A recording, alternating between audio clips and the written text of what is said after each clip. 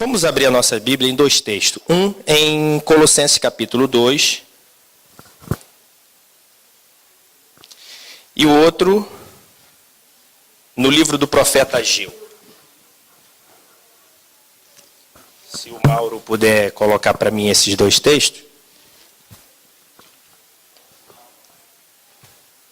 Colossenses capítulo 2, versículo 6. É interessante, eu estava conversando com o Fábio. Interessante que há 15 dias atrás, Fábio trouxe uma mensagem exatamente nesse texto de Colossenses 2 e 6, que fala exatamente, o versículo diz assim: como, pois, recebeste o Senhor Jesus Cristo, assim também andai nele. Andai nele como? Arraigados e edificados nele, e confirmados na fé, assim como fostes ensinado, nela abundando em ação de graça. E o Fábio pregou sobre arraigado ou enraizados, um sinônimo, né? Enraizados para frutificar. E esta semana, sem ter visto todo o conteúdo da mensagem do Fábio, me deu uma grande vontade de falar sobre edificados para frutificar. E praticamente é a continuação da mensagem do Fábio. Então eu sei que tem algo de Deus para nós nesta manhã, porque Deus não faz as coisas por acaso, né? Não existe coincidência no caso de Deus, existe Jesuscidência. Deus controla tudo, organiza tudo, e a bênção de Deus vem sobre o povo dele. Então eu queria que a gente abrisse em Ageu capítulo 1, porque é basicamente o texto base da mensagem desta manhã. Ageu capítulo de número 1, profeta Ageu. Nós vamos falar sobre edificados para frutificar no reino de Deus. E o texto base é Ageu capítulo 1, versículo de número 3. Eu vou ler alguns versículos. O texto é muito grande, mas eu vou ler alguns versículos que são os versículos chaves para a gente entender exatamente a sequência dos argumentos que eu queria vos apresentar em cima exatamente desse tema. E o versículo de número 3 diz assim, versículo 3, veio a palavra do Senhor por intermédio do profeta Ageu, dizendo, porventura é para vós tempo de habitardes nas vossas casas forradas, enquanto esta casa fica deserta? Versículo de número 6, semeais muito, recolhei pouco, comeis, porém não vos fartais, bebeis, porém não vos saciais, vesti-vos, porém ninguém se aquece, e o que recebe salário, recebe-o num saco furado. Versículo de número 9, esperastes o muito, mas eis que veio a ser pouco, e esse pouco, quando trouxeste para casa, eu o dissipei com um sopro. Por que causa o dissipei? Disse o Senhor dos Exércitos. Por causa da minha casa, que está deserta, enquanto cada um de vós corre à sua própria casa. Versículo de número 12. Então Zorobabel, filho de Sealtiel, e Josué, filho de Zosadaque, o sumo sacerdote, e todo o restante do povo, o que eles fizeram? Obedeceram à voz do Senhor, seu Deus, e às palavras do profeta Ageu, assim como o Senhor, seu Deus, o enviara, e temeu todo o povo. Aleluia, louvado seja o nome do Senhor. Já vamos falar mais especificamente nesse texto, mas esse texto ele traz uma lição espiritual, ele traz duas verdades. Se o Mauro puder colocar aí o slide, ele traz duas verdades em cima exatamente desse tema que eu quero vos trazer nesta manhã. Edificados para frutificar. E essas duas verdades está dentro de uma lição espiritual, que é uma das coisas que me chama a atenção na Bíblia. O que me chama a atenção na Bíblia? Diversas coisas me chamam a atenção, mas uma, para esse contexto especial, o que me chama a atenção na Bíblia é o cuidado que Deus tem com o seu povo. Já percebeu isso? O cuidado que Deus tem com o povo dele. No Antigo Testamento, era Israel. No Novo Testamento, acrescenta-se também a Israel a igreja. Perfeito? E esse cuidado de Deus para com o seu povo, ele é demonstrado em várias passagens bíblicas. Por exemplo, lembram daquela passagem em Êxodo, capítulo de número 13, 14? Antes disso, quando Deus tira o povo de Israel do Egito, envia as 10 pragas, mostra a sua glória e etc. E no capítulo de número 14, esse povo sai do Egito, né? E eles vão em direção a um mar chamado Mar Vermelho.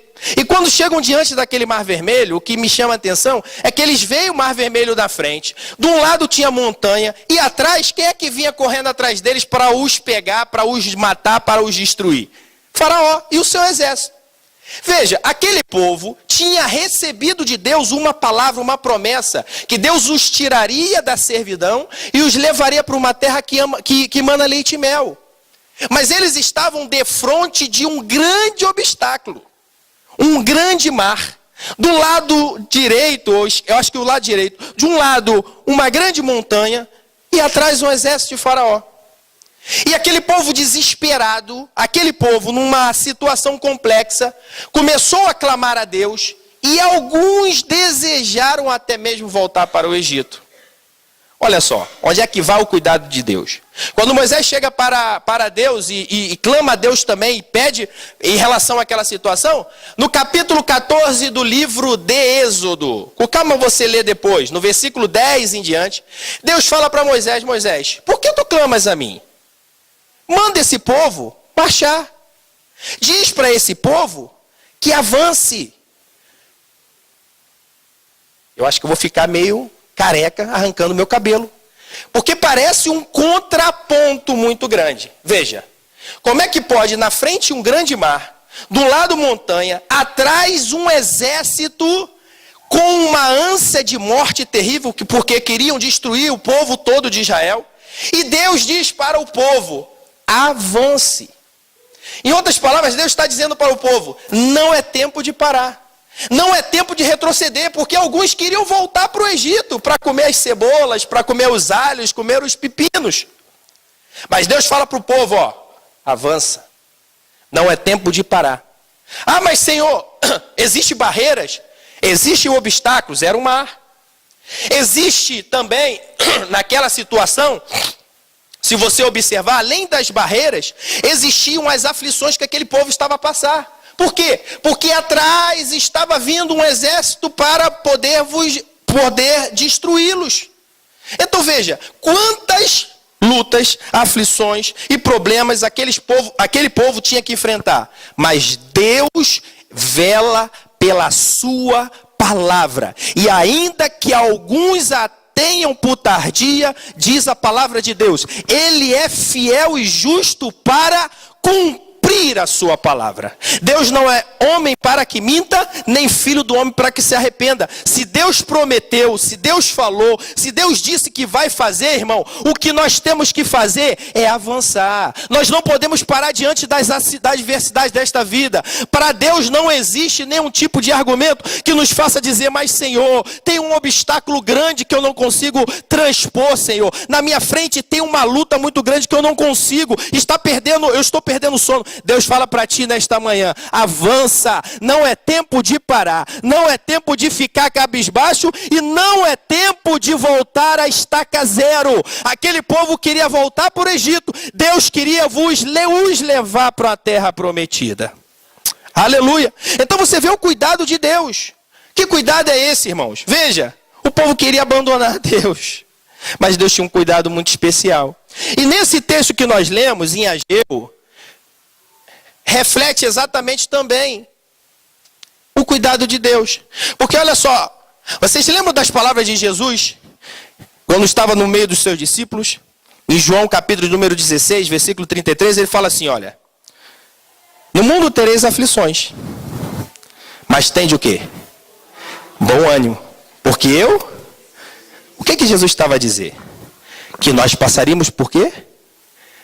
por tribulações, enfrentaríamos obstáculos, passaríamos por momentos da nossa vida que nós não teríamos naquele momento talvez resposta, mas a resposta vem em Deus. Teríamos aflições, só que não parou por aí. Ele fala, tem de bom ânimo. Em outras palavras, não pare. Em outras palavras, não retrocesse. Em outras palavras, não se submeta às aflições, porque eu venci o mundo. O que ele estava a nos ensinar é exatamente isso. Ele estava a trazer uma lição, veja, Jesus estava a trazer uma lição que lá atrás no Egito já foi demonstrada para o povo de Israel. Qual é o objetivo de Deus? Em Jesus eu posso todas as coisas naquele que me fortalece. E Ageu capítulo 1, parece que a história volta a acontecer novamente. Por que parece? Veja, o povo foi levado 70 anos para o cativeiro babilônio. Você já deve ter ouvido essa história. O povo pecou, se envolveu com a idolatria, sacrificava até mesmo os seus próprios filhos, alguns deles, eram envolvidos com rituais de bruxaria, magia negra e tudo mais, o povo de Deus. E Deus permitiu que eles fossem levados para o cativeiro. Ficaram lá 70 anos. E quando terminou os 70 anos, Deus os trouxe novamente para Jerusalém, assim como tinha prometido. E eles receberam de Deus a bênção e o rei de Babilônia permitiu que eles retornassem para Jerusalém. E naquela altura voltou Zorobabel, voltou Ageu, voltou Josué, que era o sacerdote, voltou Esdras e Neemias, que o livro de Esdras e Neemias narra exatamente a história do povo na volta do cativeiro de Babilônia, e eles voltaram para Jerusalém com dois objetivos. O primeiro, edificar a casa de Deus, e o segundo, reconstruir os muros da cidade. Veja que eles, quando pediram ao rei a condição de voltar, o argumento usado foi, nós queremos voltar para a nossa terra para edificar a casa de Deus. E aí eles voltam. Só que ao invés de edificar a casa de Deus, o que eles passaram a fazer? Passaram a edificar as suas próprias casas. O texto que eu li em Ageu capítulo de número 1, olha só o versículo de número 4, ó. Porventura é para vós tempo de habitardes nas vossas casas forradas, enquanto esta casa, ou seja, a casa de Deus, estava deserta? Veja, qual era o objetivo, qual era o propósito primário de Deus para a vida daquele povo? Era edificar o quê? A casa dele. Só que eles voltam para Jerusalém e ao invés de edificar a casa de Deus, eles deixam de lado o objetivo primário e passam a edificar as suas próprias casas, ou seja, não só construir as suas casas, mas tomar como prioridade de vida os seus próprios negócios.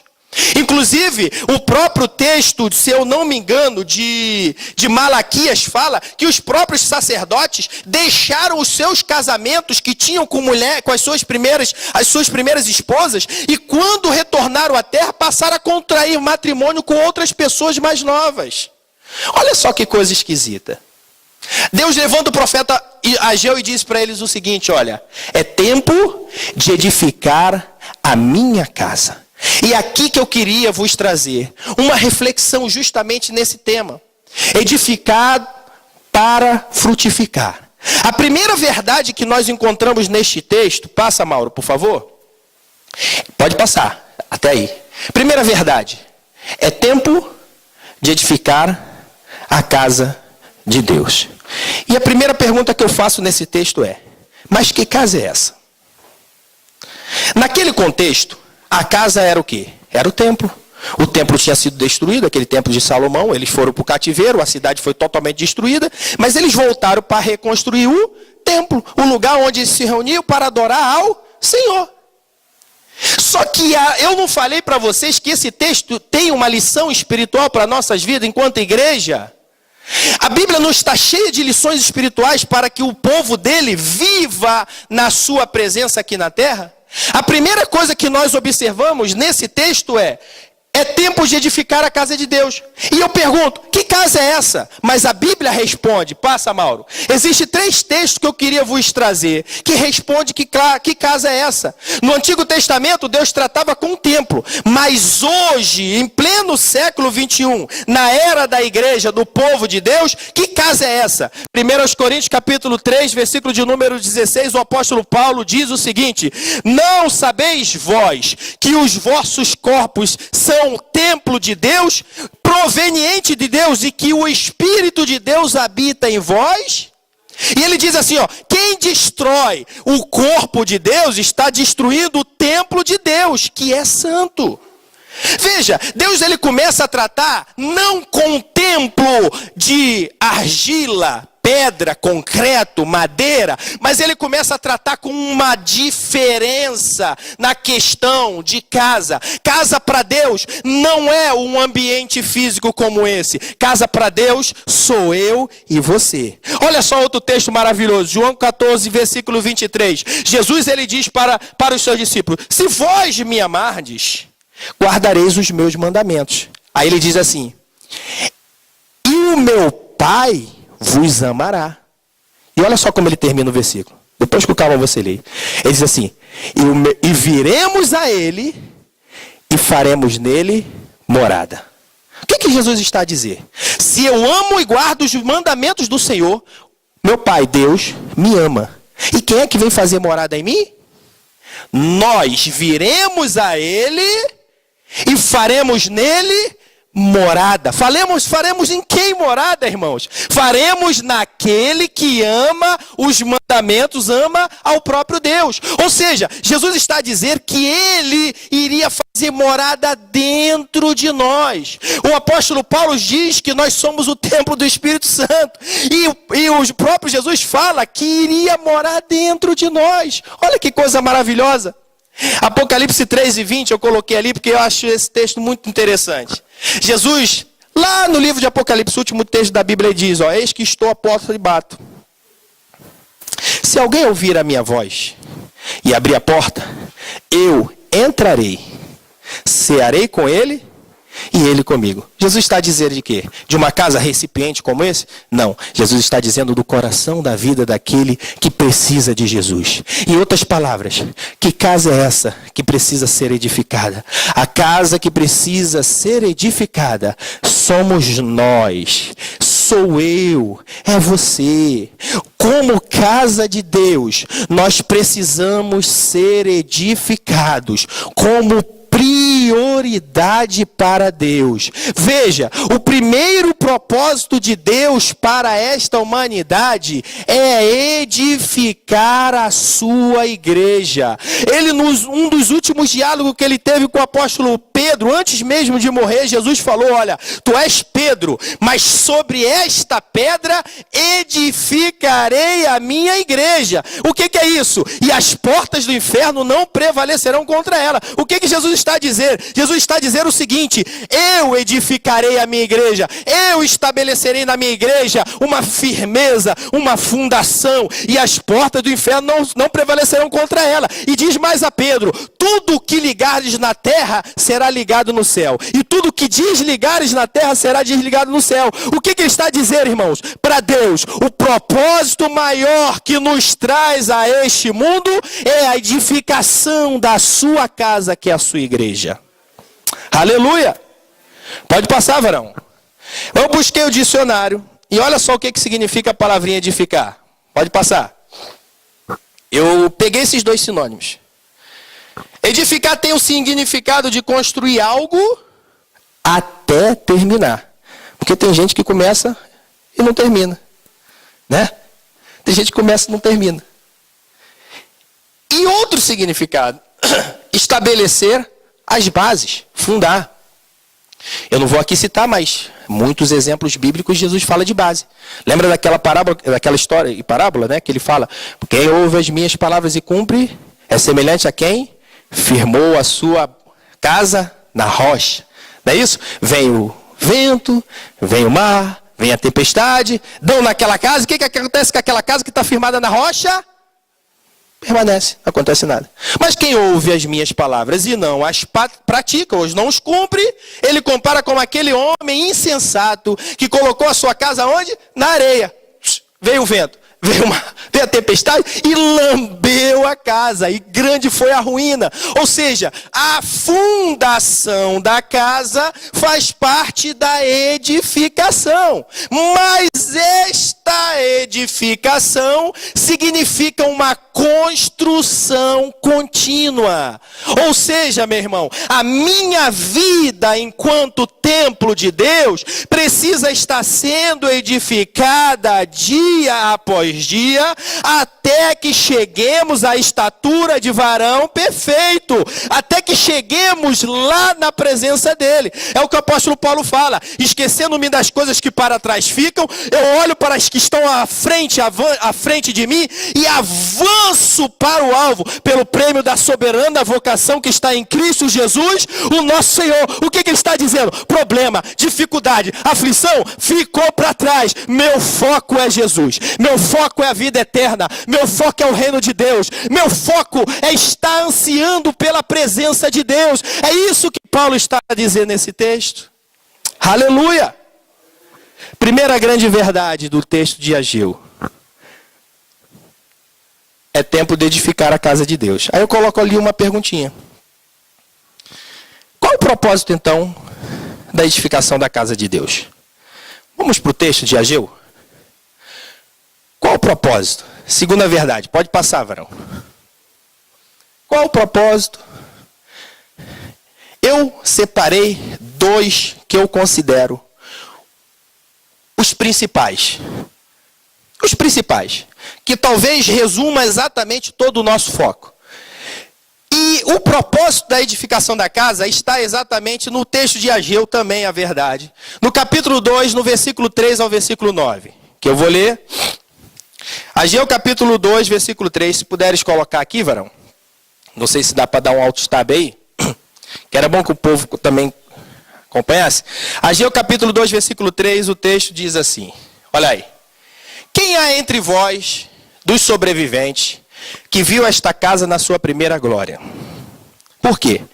Porque depois que eles construíram, veja, vocês lembram que eu falei que o texto, Deus chamou a atenção do povo, e o povo obedeceu à voz de Deus, não foi isso? Zorobabel e Josué obedeceram à voz de Deus, e voltaram na primazia, no objetivo primo de Deus, que era reconstruir a casa. Reconstruíram. Só que depois que reconstruíram, quando olharam para aquela casa, sentiram certa tristeza. Porque quando comparavam a antiga casa que foi destruída 70 anos antes, aquela casa de ouro, de pedras preciosas, aquela casa maravilhosa erguida por Salomão, e quando viram agora o templo que tinha sido construído, alguns choraram. Porque os seus olhos estavam fixos no embelezamento terreno.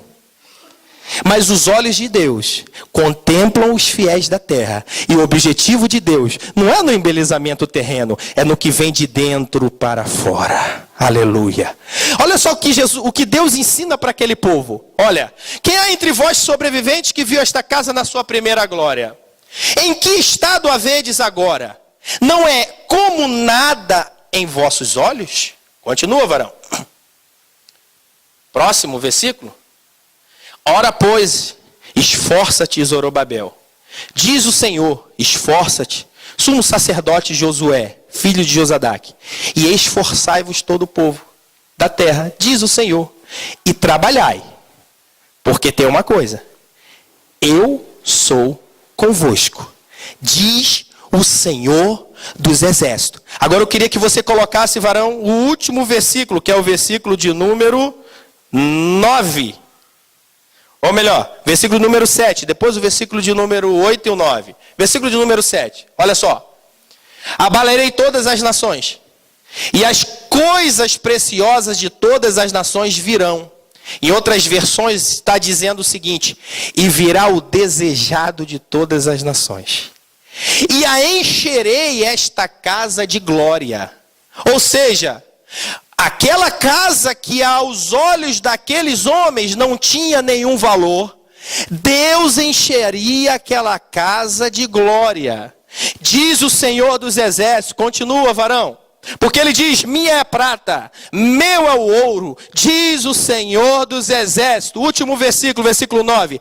A glória desta casa, desta última casa, será maior do que a primeira, diz o Senhor dos Exércitos. E neste lugar darei a paz, diz o Senhor dos Exércitos. Qual é a segunda verdade que nós encontramos nesse texto, irmãos? A primeira é que é tempo de edificar a casa de Deus. E nós já vimos que a casa de Deus somos nós. Mas qual é a segunda verdade que Deus está nos querendo ensinar como lição espiritual nesse texto?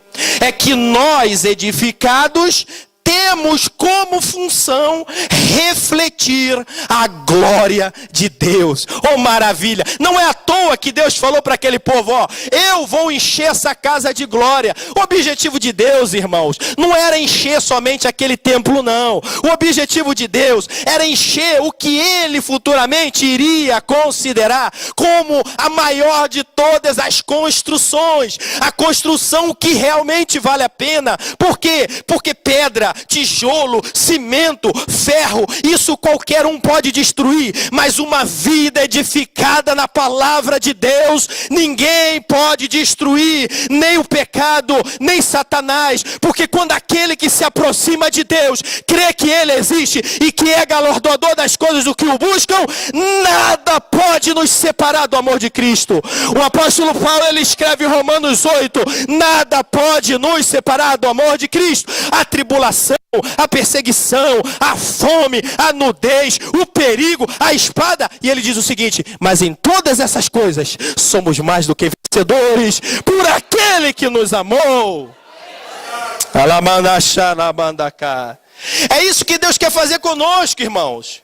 É isso que Deus já estava dando direcionamento para orientar o povo. Olha, o objetivo maior da casa, não é esta casa de pedra, não. A casa que eu edificarei. E esta casa precisa estar edificada para refletir a minha glória. Por quê? Por que refletir a minha glória? Porque o próprio Deus, lembra do texto de Mateus 14? O próprio Deus viria a nós e faria dentro de nós morada. E quando essa casa está edificada, não tem outro reflexo a não ser ela transmitir o que tem dentro dela. E o que tem dentro dela? Tem paz. O que tem dentro dela? Tem amor. O que tem dentro dela? Tem poder. O que tem dentro dela? Tem milagre. O que tem dentro dela? Tem salvação. O que tem dentro dela? Cura. O que tem dentro dela? Libertação. O que é isso? O Espírito Santo de Deus que habita em nós, produz em nós todas essas coisas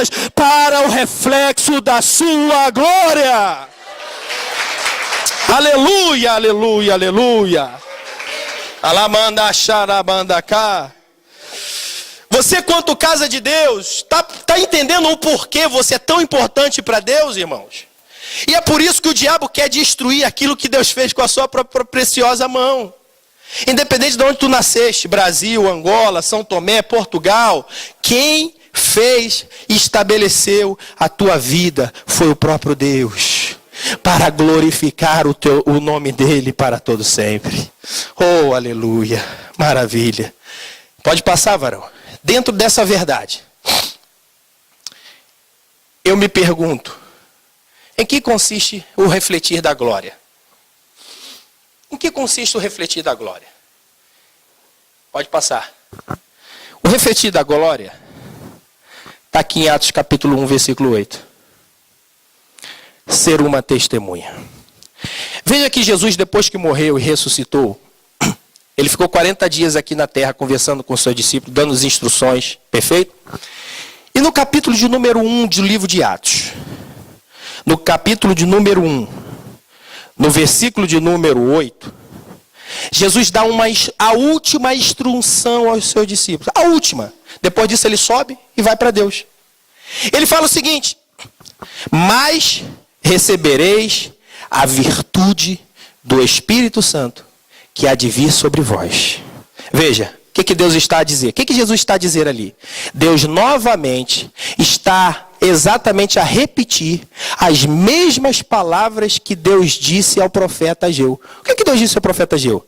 Que encheria essa casa de glória. E verdadeiramente ele encheu. Não só a casa de glória, a casa que eles reconstruíram, porque anos mais tarde aquela casa foi embelezada. E quem é que entrou naquela própria casa? O próprio Jesus esteve dentro daquela casa. A glória de Deus estava lá dentro, na pessoa de Jesus, o próprio Deus, o unigênito de Deus. Só que o objetivo maior não era estabelecer aquela casa, como eu vos falei. Era estabelecer a sua própria casa, morada, nós. E lá, Ageu fala, encherei a minha casa de glória. Jesus, em Atos 1:8, diz para o povo, para os discípulos, olha, recebereis a virtude do Espírito Santo, que há de vir sobre vós. Para quê? Com que objetivo? E ser-me-eis, em outras versões, e sereis minhas testemunhas, tanto em Jerusalém, que era onde eles estavam, na Judéia, na Samaria, no norte, e até os confins da terra. Olha que coisa maravilhosa. Qual é o objetivo de Deus encher? Veja, Jesus falou para o povo, vocês vão receber poder. Vocês vão receber a virtude do Espírito Santo, sim. Mas não é para ficar dentro dessas paredes aqui, não. Com um objetivo diferente. Qual é o objetivo diferente? Vocês serão minhas testemunhas. Em outras palavras, vocês são casa. E a casa tem que transmitir o quê? A glória de Deus. Como? Aonde vocês chegarem, essa glória vai impactar as vidas. E foi o que aconteceu. Logo em seguida, em Atos 2, vocês acompanhando a leitura do texto, vocês vão ver que cumpre o dia de Pentecostes. Eles estão reunidos ali orando, buscando a Deus e aguardando a promessa de Jesus. Vocês vão receber poder, vocês vão receber a virtude. De repente, veio do céu um som, estremeceu a casa. E eles olharam e viram. O texto, isso me chama muita atenção. Porque a Bíblia fala, e eles viram línguas repartidas como que de fogo, as quais pousavam sobre cada um deles. O que eles tiveram ali, irmãos? Eles tiveram uma visão. E lembra do profeta lá atrás, o profeta Joel, que fala o seguinte, e há de ser que nos últimos dias derramarei do meu espírito sobre toda a casa, os vossos filhos e vossas filhas profetizarão, os vossos velhos terão sonhos e terão visões. Eles tiveram visões de línguas repartidas, línguas de fogo, pousando na cabeça de cada um deles. Mas por que aquelas línguas? Aí a Bíblia fala, e foram cheios do Espírito Santo, e começaram a falar em outras línguas, conforme o Espírito Santo lhes concedia que falasse. Agora eu vos pergunto, para que Deus encheu aqueles homens de poder? Para que Deus deu a eles uma visão? Imagina você olhar hoje para o rosto de cada um de vocês, e você vê línguas flamejantes de fogo, pousando na cabeça de cada um. Sabe para quê? Quando a gente lê o texto, naquela época era uma semana santa, semana de Páscoa. E vieram judeus de tudo quanto foi lugar do mundo. Vieram judeu da Itália, vieram judeu da Arábia, vieram judeu de cima do norte da Europa, vieram judeu da África. De tudo quanto era lugar veio o judeu para Jerusalém, para festejar a Páscoa. Se vieram judeus de outros lugares, convém que esses judeus falassem as línguas das suas respectivas cidades, correto? Olha, irmão, Deus é tremendo. Por isso que eu falo que não existe coincidência. Jesus batizou eles com o Espírito Santo. E eles começaram a falar em outras línguas. E aí os camaradas que estavam lá, olharam para eles. Vem cá, esses homens não são judeus? Não são nascidos cá? Não vivem cá? Nunca saíram de cá? Não são judeus?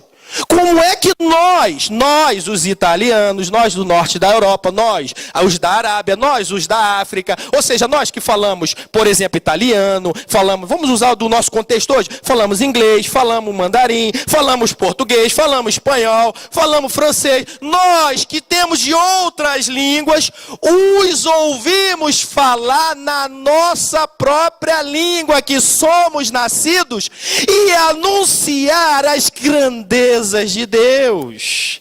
Olha só, qual é o objetivo então de Deus encher essa casa de glória, irmãos? Para que você seja, eu seja uma testemunha. Não existe barreira cultural, não existe barreira de língua.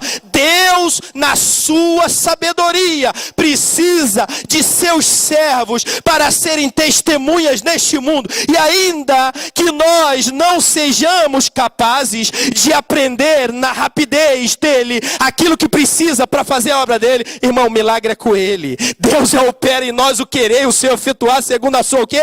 Vontade. Deus só precisa que a casa esteja edificada e ela receba de Deus a sua glória para transmitir o que ele é mais precioso, quer transmitir os mistérios de Deus. Deus salva, Deus cura, Deus liberta, Deus batiza com o Espírito Santo, e Deus quer trazer o oprimido deste mundo para a presença dele, para o levar a morar no seu reino celestial. É isso que uma testemunha diz, é isso que uma testemunha faz, é isso que uma testemunha de Jesus diz. Olha, esse aí foi crucificado, esse aí morreu, mas tem uma coisa: ao terceiro dia ele ressuscitou e tem as chaves da morte e do inferno.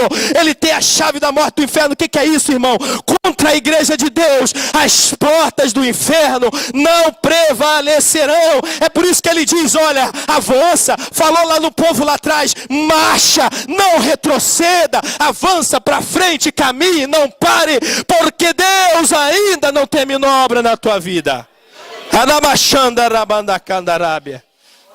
Tem pessoas que acham que a obra de Deus na sua vida foi estacionada, parou. Negativo, meu irmão. É para isso que Deus está te trazendo nesta manhã a orientação na palavra, para tu entenderes que não tem como fugir dos olhos de Deus. Tu és casas do Altíssimo, tu és templo do Espírito Santo, e Ele quer trabalhar na tua vida para fazer você ser cheio da sua glória, refletir a sua glória e ser a sua testemunha nessa terra.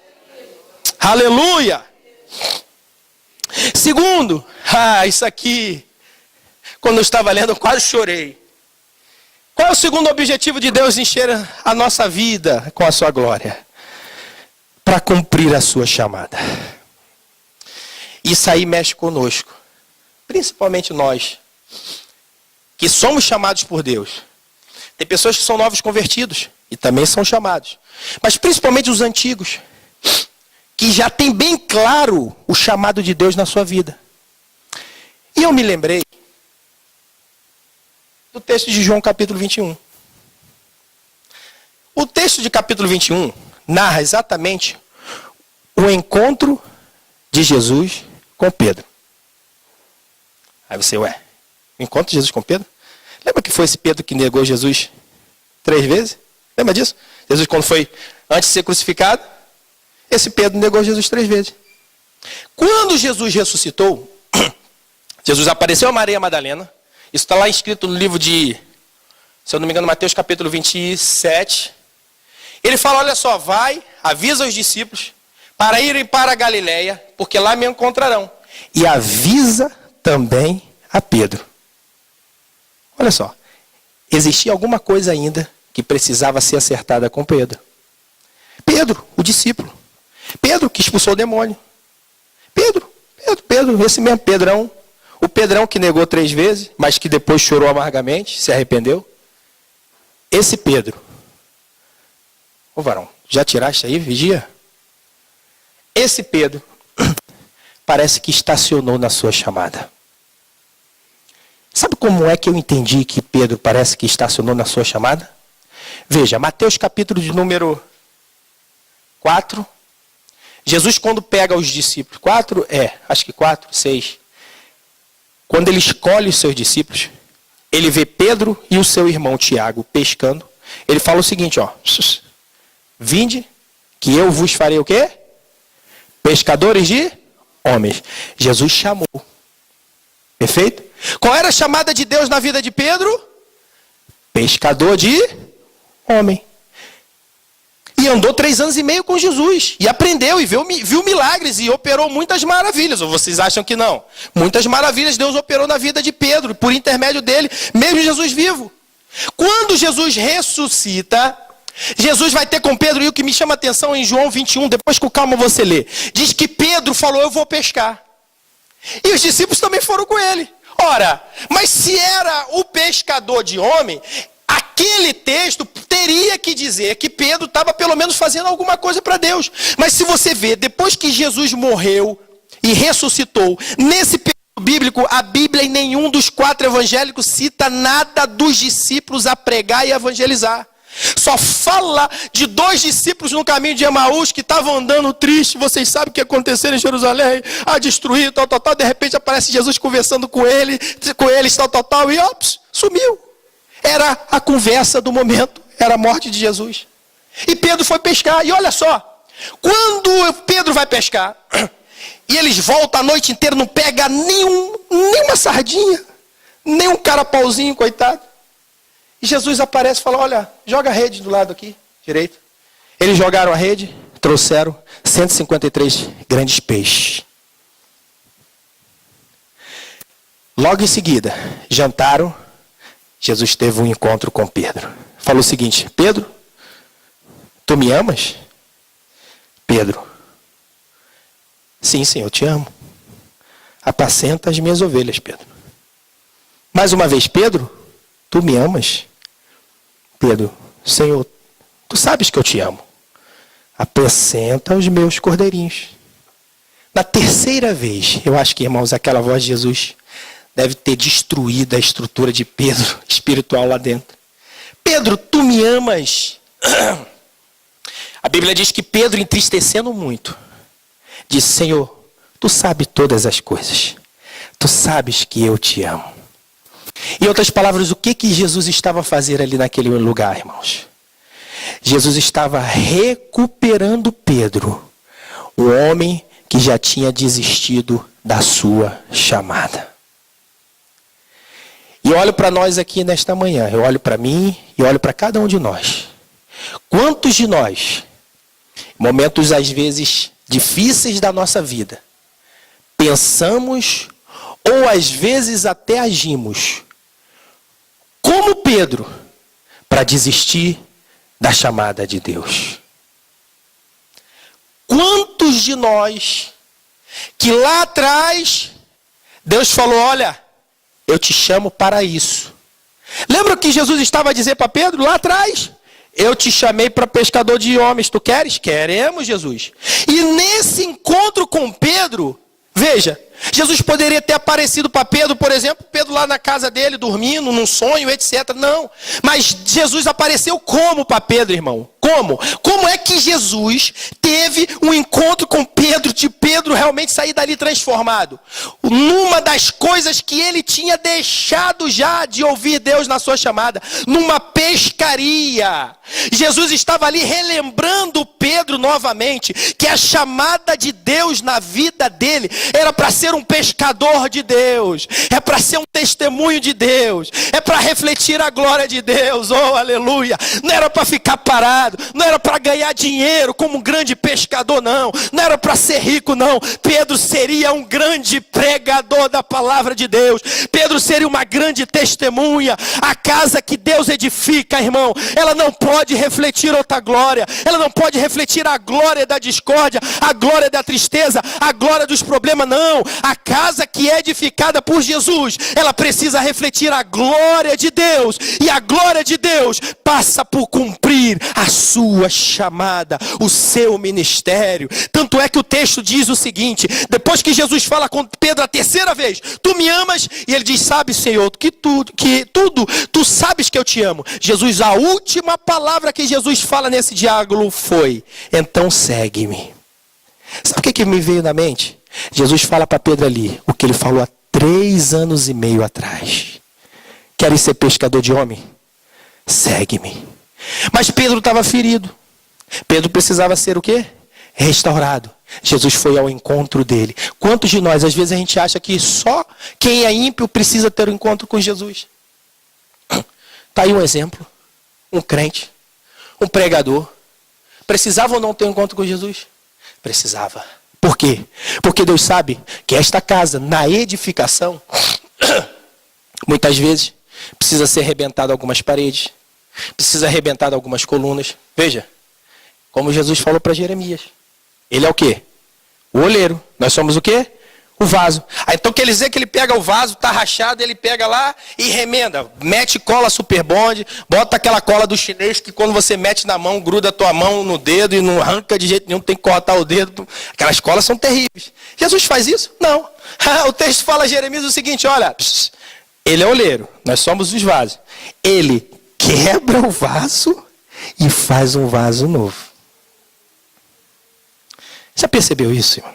E o que ele está fazendo conosco nesta manhã é isso. Está nos quebrando. Você não percebeu isso? Está nos trazendo a consciência de quem nós somos. E o que viemos a este mundo para fazer. A partir do momento que nós entendemos quem é Jesus, não tem para onde fugir. Ou eu estou com Ele, ou se eu saio dele, irmãos, as coisas ficam mais complicadas. E eu termino aqui com uma citação. Há 15 dias atrás, uma irmã me procurou, estava um pouco confusa, e disse, Vilmar, eu tive um sonho essa noite. E me relatou o sonho.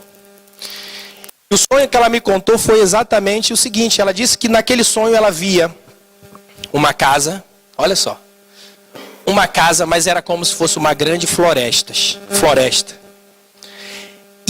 E nesta floresta, as pessoas eram representadas como se fossem árvores. Só que aquelas árvores estavam secas e sem folhas. Olha só. Uma casa como se fosse uma floresta. As pessoas tinham aspectos de árvores secas e sem folhas. E de repente ela disse que via que do céu pairava sobre esta casa, essa floresta, um grande iceberg. Só que na ponta desse iceberg, iceberg todos nós sabemos que é o quê? Um pedaço de gelo, não é isso? Água solidificada. E do céu tinha um grande iceberg, na ponta desse iceberg que tinha entulhos. Estava próximo a ser derramado em cima daquela casa, daquelas pessoas. E estava começando já a gotejar. E ela disse que viu as pessoas naquela casa, que estavam como árvores secas e sem folhas. Começaram a orar. Ela disse que não via quem era, mas começavam a orar e clamar. Olhavam para o iceberg, por essa situação de entulho que estava prestes a cair sobre eles, e começava a clamar, mas não saía da casa, não saía dali, e orava. E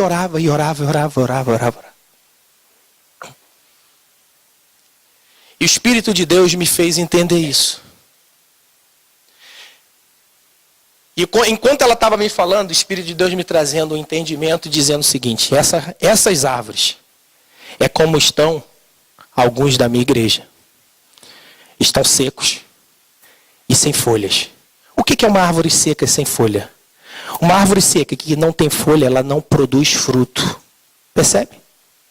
Se você for estudar um pouquinho de botânica, um dos sinais que uma árvore precisa ter para produzir frutos é nascer nos ramos dela folhas. Porque através das folhas é que os passarinhos, aves, etc., vai lá, brota e vai fazendo lá todo o processo e vem os frutos, nasce o fruto. E Deus me fez entender que aquelas árvores são pessoas que estão na igreja infrutífera. Mas veja, infrutífera por tantas situações, tantos problemas, tanto o que for, e olhava para o céu e vinha um iceberg como entulho.